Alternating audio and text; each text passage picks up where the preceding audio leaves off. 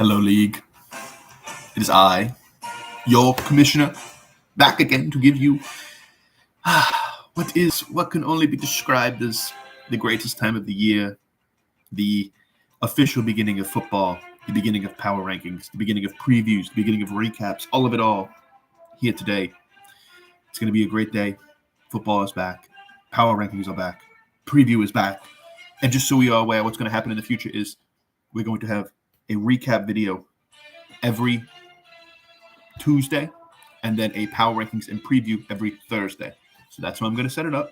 I'm going to give you a pick of the night every Thursday. Is it going to hit? Is it going to miss? Who knows? But we are back. And without further ado, the 2025 preseason power rankings. Look, I don't like putting someone in our league as a number 12 rank. It brings me no joy to put somebody number 12, but I have to. It is what I'm paid to do by the greater good of commissioning this league. It was hard to come up with a number 12. There were many teams, in my opinion, that were worthy, but I have to go with the man who simply misses the playoffs every year, and that is Christopher Michael. Look, Christopher, I think being thrown off by the fact that your one player you wanted at second overall was not there, not a good sign. I think missing the playoffs 80% of the time, I don't need to elaborate on that. You know that. But I need to put you at 12 here. I need to give you something to motivate you.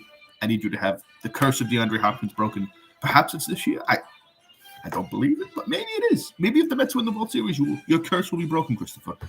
To be determined, as we all know. But number 12, Christopher Michael. Number 11, I have a former champion, and this, again, brings me no joy to do.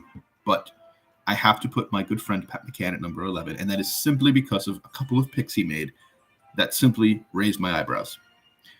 Perhaps I'm wrong. I know very little. I am only a one-time champion. I am not some savant. I'm not a John Toohey or a Mike Russell two-timer. But I was a little bit surprised by the Caleb Williams pick. I was a little bit surprised by the Nick Chubb pick. Pat is currently projected for 88 points, which is the lowest in the league. So I currently have Pat at 11, but he's proven me wrong before. I believe in Pat. You have to believe in Pat. The West Memphis' very own Pat McCann at number 11. At number 10, I am going with my good friend, newcomer to the league's lead singer of Ramona, well, lead guitarist of Ramona, lead screamer of Ramona, Rich Pacelli. And this pick is simple. Number 10 is Rich because of Tyler Warren, which, look, maybe I eat my words. Maybe I say, Steve, you're an idiot. Tyler Warren was a great player. He was worthy of that pick.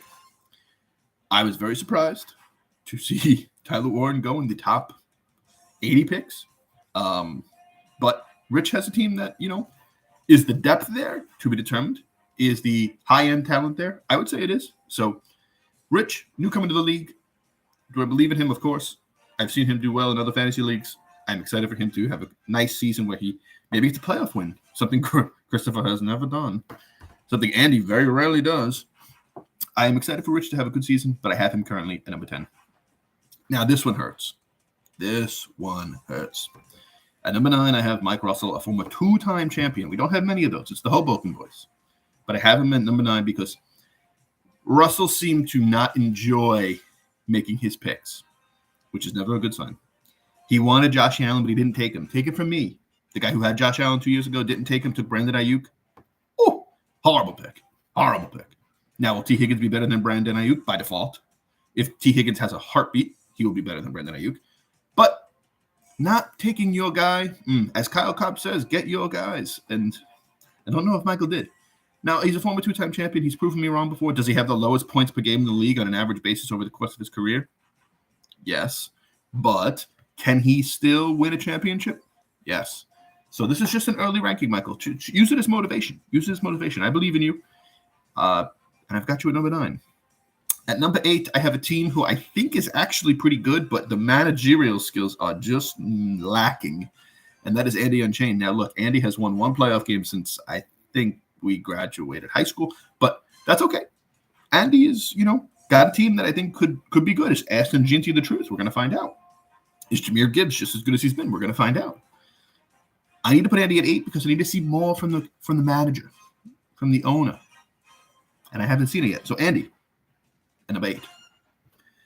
At number 7, I have a former champion, a man who has won his countless games, and that is Matt Stokes. And I like Matt's team.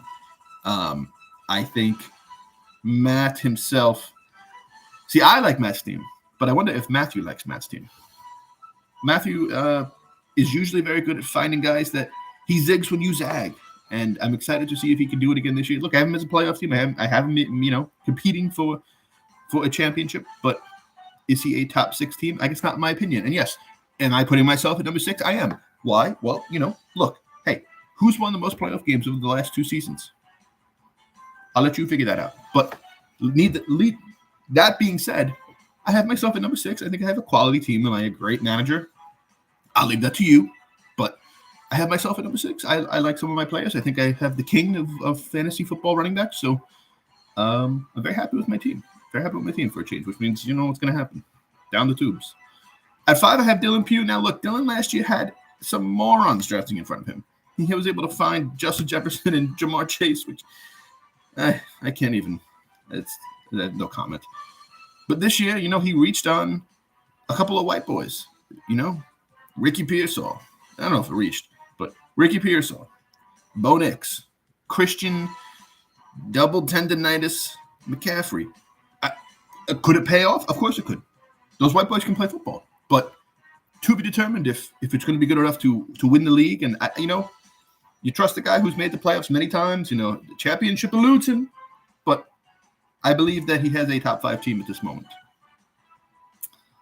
And another player who a championship does not elude him, he has one, but it is due to much witchcraft, is Kyle Carr. Now, Kyle, I like Kyle's team. Kyle and I have run the same wave path when it came to players, which is very dangerous. I think I would rank Kyle higher, honestly, if he had more success in the last decade of fantasy football managing. Can he win a championship? Of course, we've seen it. Do I trust him to? Perhaps. But as of right now, I have Kyle at number 4. And to give a recap quickly before I get into the top 3, we have Gaz at 12, Pat at 11, Rich at 10, Russell at 9, Andy at 8, Stokes at 7, me at 6, Dylan at 5, Kyle at 4. And at number 3, we have the man who hosted the event, Tom Gorman. Now, this is a former champion. This is the man who consistently puts up big numbers. He is the number 1 projected team right now. I like Tom Gorman's team. I think Gorman let the board come to him. And you're going to see in a few minutes the number 2 player I really think let the board come to him. Gorman, every year, pencil Tom Gorman. Tom Gorman's the LA Dodgers of fantasy football. He's going to make the playoffs. Is he going to win a championship every year? No. Is he going to have heartbreaking losses every year? Well, see, generally speaking, yes. But that's why we play the game. It's why we play the game. And number 2, the player who I think had the board come to him the most is Luke Bonomo. Luke was able to get Devon Achane in the 3rd round. He was able to get Amon-Ra St. Brown in the 2nd round. That is, in my opinion, crazy. If Luke's team stays healthy, the sky is the limit. Now, does he have a championship? Is there a reason I don't have him number 1? Yes. Is he cursed? Yes. But be that as it may, I still think Luke Bono's team is a top 2 team in the league right now. Maybe I'm proven wrong. I've been proven wrong before. I bet on the Mets to win the World Series this year. I bet on the Mets to win the NL East this year. Both are unlikely, but this perhaps will happen. Perhaps it's Luke's year. And at number 1, was there ever any doubt? The man who has been clamoring for me to release these rankings because he knew he was going to be number 1, the champion, the reigning champion, 2-time champion, Mr. John Tui. Now, Tui has gone back and forth about why he took Jaden Daniels. It's been an internal struggle. He has not been happy that he took him. He wanted Jalen Hurts. But listen, if you want Jalen Hurts, just call up Richie. He'll trade you Jaden Daniels for Jalen Hurts. We all know that. I would say Tui's team projected for about 100 points. He's got to be number 1 going into the season. So I have John Tui at number 1, Luke Bonomo at number 2, Tom Gorman at 3, Kyle 4, Dylan 5, me 6, Stokes 7, Andy 8, Russell 9, Rich 10, Pat 11, and Christopher Gazzaro 12. Those are the power rankings. Preview of week 1 to come out in a little while. I need to get some work done. But without further ado, your power rankings. I wish you all good luck this season. Perhaps I'll be wrong. Perhaps I'll be right. Who knows? But there's one thing we do know is Christopher will lead the league in transactions. Farewell, my friends.